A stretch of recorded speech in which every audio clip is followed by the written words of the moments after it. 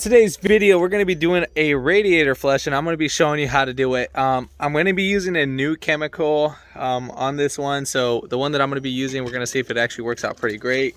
I actually did take a picture of it before on one of the radiator hoses. I'll kind of show that right now in a little bit. So we're going to be using Blue Devil radiator flush and oil degreaser.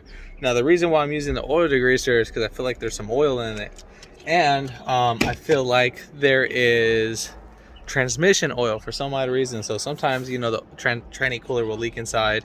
So here at the radiator, we have this. Now, whatever chemical this is swelling up everything. So it swelled up the water pump seal and the thermostat gasket, like literally.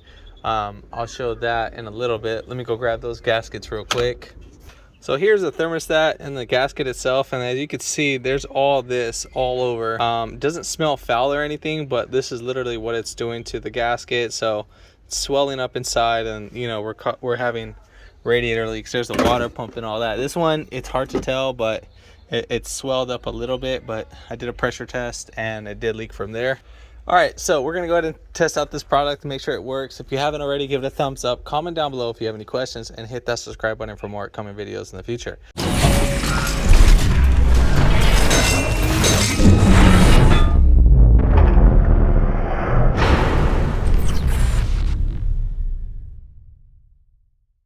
So, all right, we need to go ahead and locate our petcock. Now, if you don't have a petcock, whatever, because basically we need to fill this inside the system, and we can't fill it into our recovery tank. You actually need to fill it directly into the radiator. Now, for some of you guys that don't have a radiator and you have a recovery tank, I'll show you as another example as a recovery tank. So this is considered a recovery tank or expansion tank, whatever you want to call it, but this is, you can pour it in there directly. You just need to take out whatever fluid that you need. All right, so locate your petcock. Now, if you don't have a petcock, you can just go ahead and unclamp one of your hoses, or you know, siphon it out and fill it up to the amount that's needed. Right here is my petcock. I already did that. It has like some butterfly wings, so you see it right there. So it's that guy that's right there. So it looks like a little wingnuts. Now, when it's hot or whatever, sometimes those guys could be on there. I like to use some pliers, but you know, just kind of give you examples. So you loosen that up, and so water comes out, and then you just do it to the according amount that's needed. And then I think you can kind of see, I'll just put my hand under there and then see if we can see it. But yesterday I just only put water because I knew we were going to flush it. So the whole system has water. So this system, or this product, let's go ahead and read it so we all understand this together. So make sure you're doing it with a cool engine. Remove radiator cap, open drain caulk, and drain out cooling system. Collect, use antifreeze for disposable. When disposing, use antifreeze, you know, go to the place that you need to. Now close radiator drain caulk, that's the petcock, and add the degreaser. Now this product services up to 12 quarts. So I don't have to pull in the whole thing. So let's go ahead and add this. The more aggressive, or the more I put, the better. Right there. So let's go ahead and just add that. Looks like water as itself. I'll just keep adding it. I feel like I want to drain more.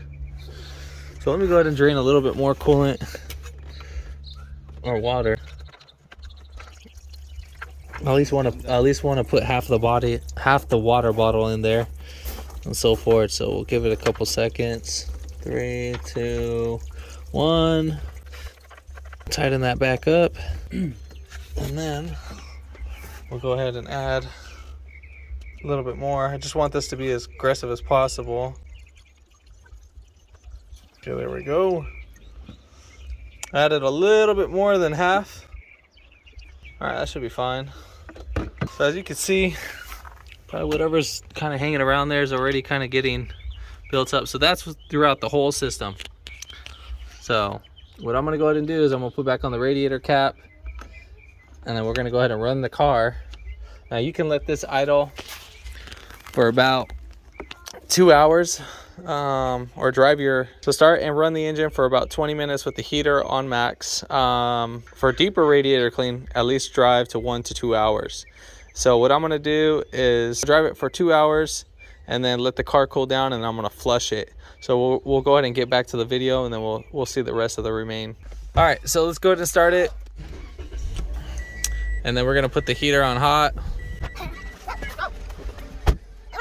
All right, and so we'll just keep it like that, and then at least put it on defrost, you know, we got to get the chemical inside the heater core and so forth. So get that going. I'm gonna go ahead and drive it around, and then again we'll get back to the video on that part. All right, so I already popped off the radiator cap, and I can already start seeing chunks. So let me get out of the way. Let me turn on the flash so you guys can see that. But that is crazy. So yeah, so that's crazy. So I'll probably pop out. I know the picture that I showed the hose about was actual that one right over there. But what I'll probably do is that I'll show this guy right here, and see, I'm pretty, because it's throughout the whole system. So we'll show that. I'm gonna go ahead and flush it, drain it all out. Best place to flush it will be at the heater core hoses. That's where you want to flush it out. So your heater core hoses, there would be these hoses right back here. Again, we're letting the engine cool down. It's already been about a couple hours. So once we get that all up and going, you can even do it at the block. So I'll probably just unplug it right here because that's the easiest. So yeah, so just unplug that with some pliers and drain it out. I'm gonna drain it out from the petcock, and then have some container to catch all the fluid, so forth. So once I drain it, we'll go ahead and get back to the video. We'll check out the process on how it is, and then, you know, go from there. But let it cool down till it gets about like 80 degrees, because once you use, like, you know, your radiator or your hose for the water, you know, you do not want to have like a huge temperature drop. So you want it to be nice and cool. So pop open the hood, throw a fan on it and stuff, and, you know, let it cool as needed. I mean, the hoses aren't hot, but they are hot. So they're not like crazy burning hot, but so forth. But yeah, other than that, we'll get right back to the video on that. So I just popped out one of the hoses just to see as an example, and I am not happy with the results. It did take out a lot though, more than what I thought. So let me get the container so you guys can actually see. So that's what came out. So there was actually a lot more. But other than that, I mean, I know it's like oil, whatever it is. So I just kind of use this guy. You can actually buy this little tip at AutoZone, and then you can actually stick it into the heater core. This actually fits perfect. You actually take off the little black piece, fits right in there. I gotta go ahead and notify my customer, but obviously that one doesn't work as good as I thought it would be. So unfortunately, I know I did a little bit more concentrated, so we can't say that I didn't do it as concentrated, but it is what it is. Product, whatever, it's all right. Probably for the basic stuff, but not for this. If this video helped you out, give it a thumbs up, comment down below if you have any questions, and hit that subscribe button for more upcoming videos in the future. And thanks for watching.